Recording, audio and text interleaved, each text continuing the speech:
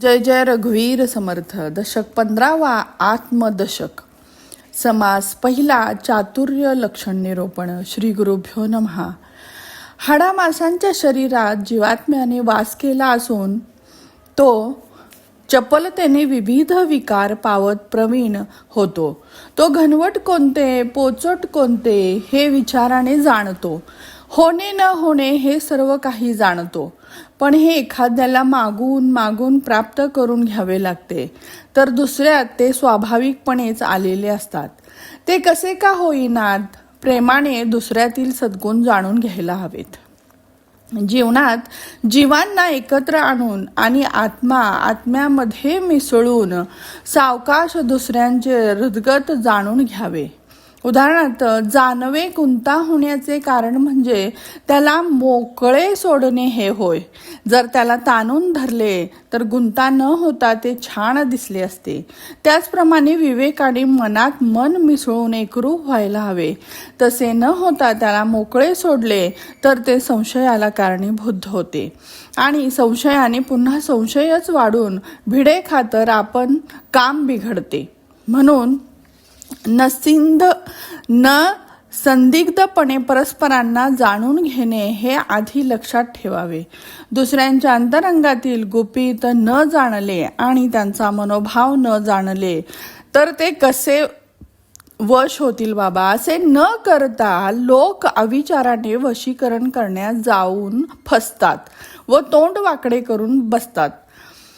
पण जगातच जगदीश भरला असताना कोणावर चेटूक करावे बरं. या सर्व गोष्टी विचाराने जाणून घेणारा तोच श्रेष्ठ होय.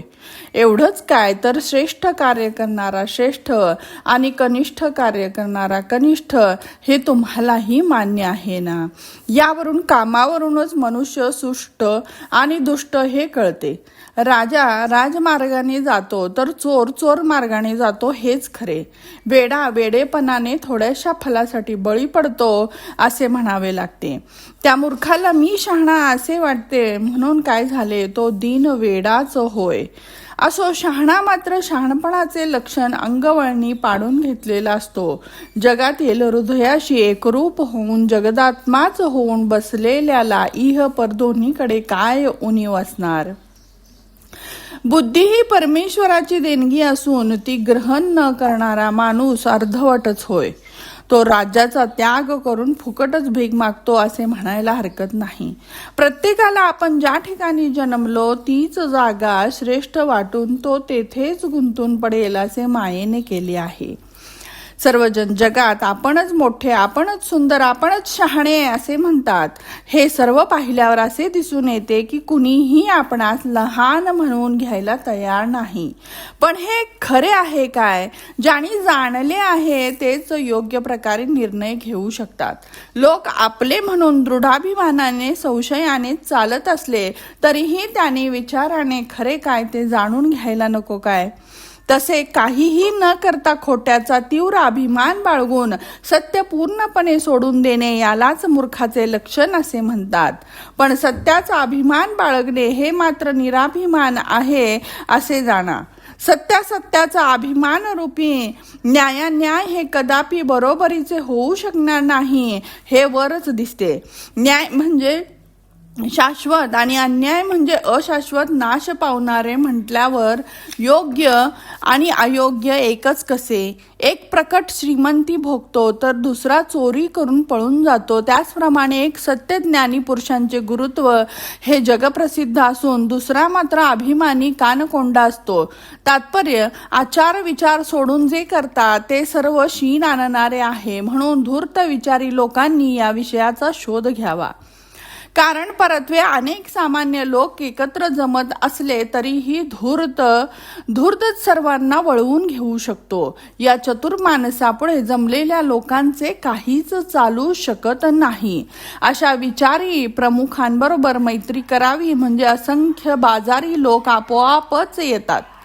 खरं आहे, चतुराला चतुरच आवडतो, चतुर चतुरामध्येच विसावा घेतो, पण कामाचे गांभीर्य न जाणणारे मूर्ख उगीच घोळ घालत बसतात.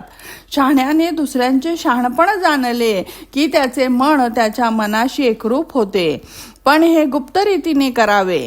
श्रेष्ठ पुरुषांचे प्रेम संपादन केले तर अनेक लोक तेथे येतात. इतकेच नव्हे तर साधूही त्याच्यावर प्रेम करतात. असे करीत करीत एकाच्या ओळखीने दुसऱ्यांचा परिचय करून घ्यावा, एकाच्या विचारामुळे दुसरा विचार करतील असे करावे आणि अशा तऱ्हेने अत्यंत काळजीपूर्वक वागून पाखंडाचे मार्ग तोडावेत.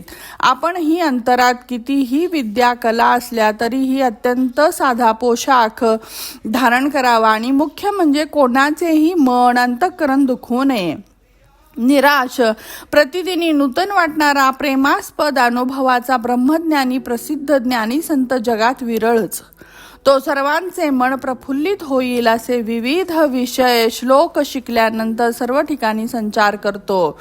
खरं आहे, एकाच जागी बसलो तर संप्रदायाचे कार्य बुडते. म्हणून जागृतपणे ज्यांना सगळ्यांना भेट द्यावी, त्याशिवाय वेळोवेळी भेटून त्यांच्यात पुन्हा भेटीची इच्छा निर्माण होईल असे करावे.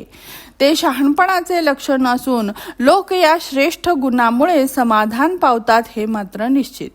इति श्री दासबोधे गुरुशिष्य संवादे पंचदश दशके चातुर्य लक्षण निरूपणम नाम प्रथमः समासः समाप्तः. जय जय रघुवीर समर्थ.